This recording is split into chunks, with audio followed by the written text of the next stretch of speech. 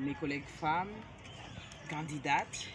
Et déjà, en tant que parlementaire et en tant qu'ancienne candidate, j'ai partagé cette expérience. Déjà, la loi, elle est musclée parce que on essaye de booster les partis qui vont aligner suffisamment de femmes. Ils ne vont pas payer la caution, c'est déjà une méthode incitative. Et pour la petite expérience, j'ai partagé trois faits: la formation, l'information et l'action. Les femmes, la formation, c'est nous étions là, nous avons échangé d'expériences, nous avons échangé des théories.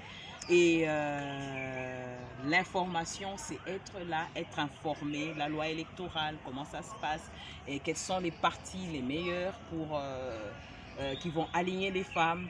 Et l'action, c'est être visible, faire des petites actions qui peuvent intéresser la communauté et même intéresser donc la base. Identifier là où vous vous sentez très à l'aise pour être candidat et identifier le meilleur parti.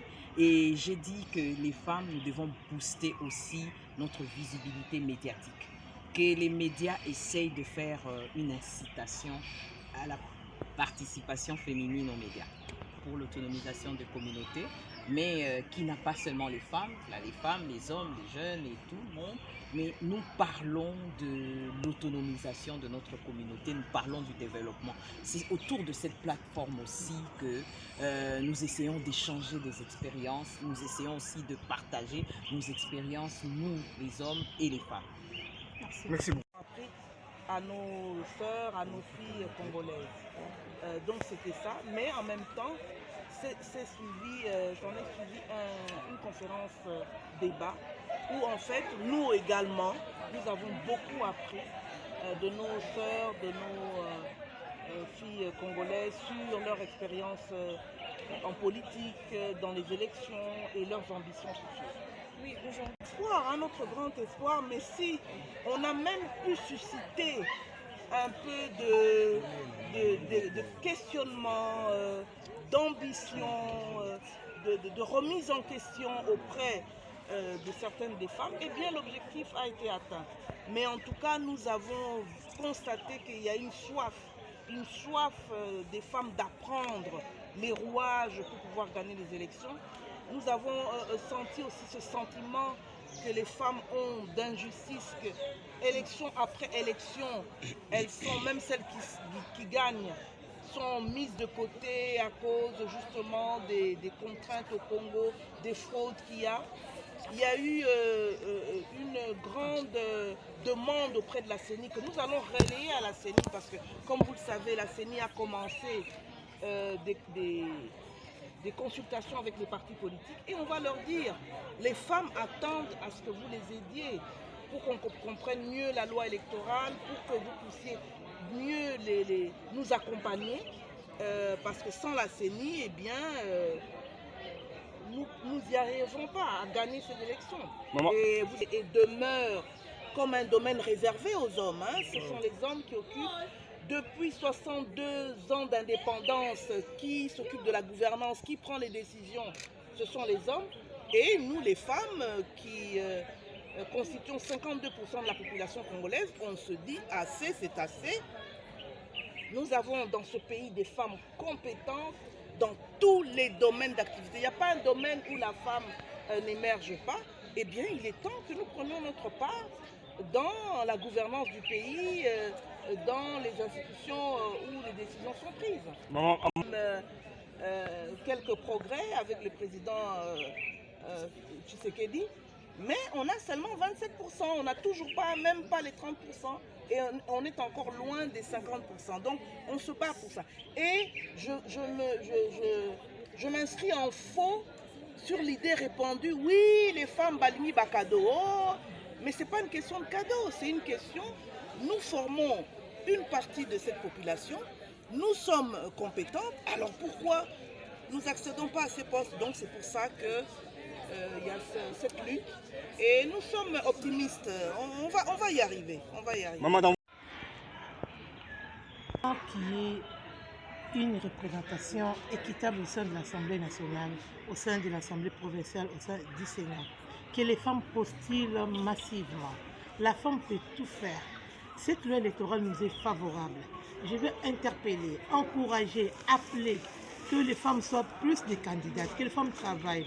Les élections se préparent. 2023, c'est aujourd'hui.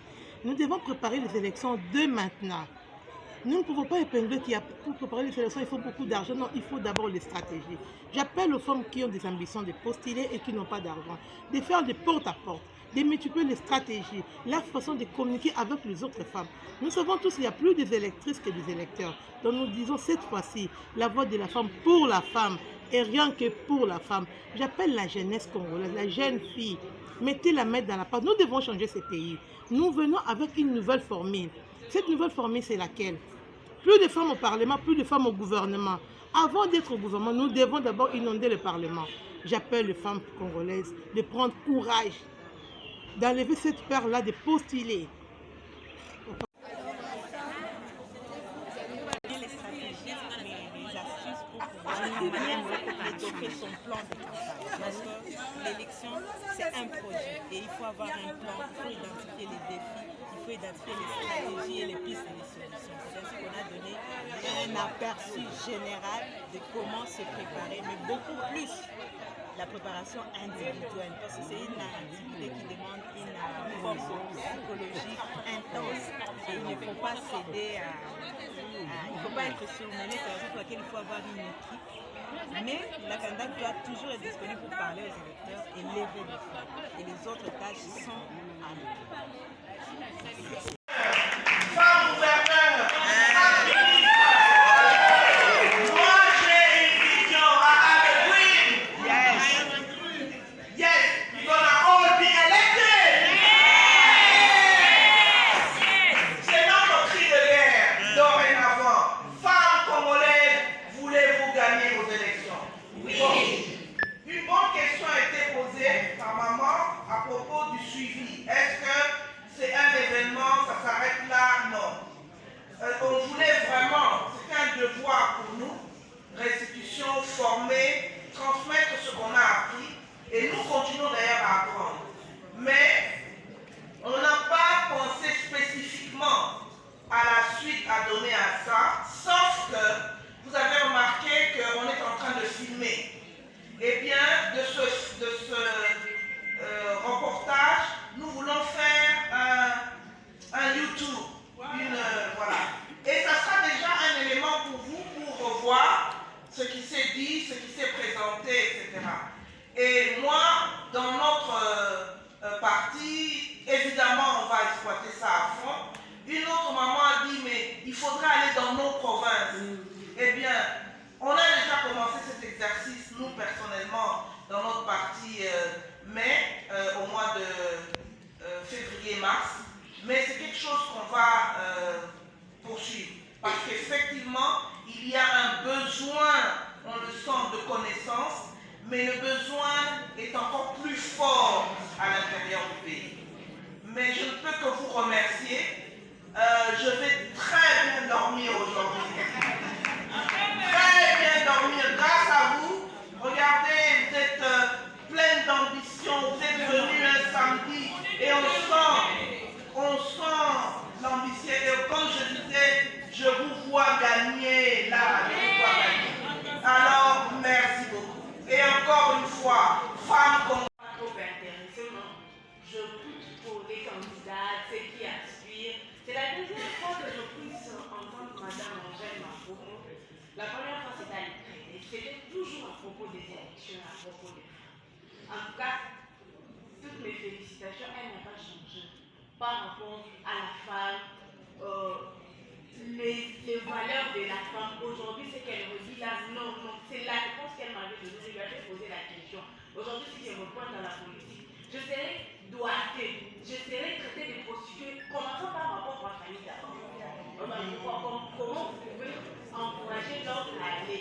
J'aurais aussi demandé à madame. Bokoki mpe kosala plaidoyer auprès à CENI pour que dans le moment il y a une élection, pendant la campagne électorale, CENI a sungapé population na biso par là, je vois la femme congolaise, celle qui est électrice, celle qui doit aller donner les voix aux autres femmes, na cours autosobenga civisme électoral. Parce que la plupart des femmes ne savent pas. C'est vrai, elles représentent 52, si pas 54%. Il y a cause à la électrice. Mais bango moko bayebaka kokende ko voter. Na moment ya campagne électorale, okomona mwasi oyo azali ye moko candidate, la même femme doit aussi enseigner ou former les femmes là qui doivent aller voter. Je prends l'expérience de 2018 où il y avait machine à voter. Moi, si on a voté comme candidat na président de la République, mais à éviter, après avoir voté candidat président de la République, a voté sous candidat député national, a voté sous candidat député provincial, comme l'élection qui tripé. Alors, pour sunga biso na côté wana pour que basi bagi mambala oyo ebele parce que la plupart bayebi pour utiliser ba machine té. À ces moments, amener cette formation, mais c'est une formation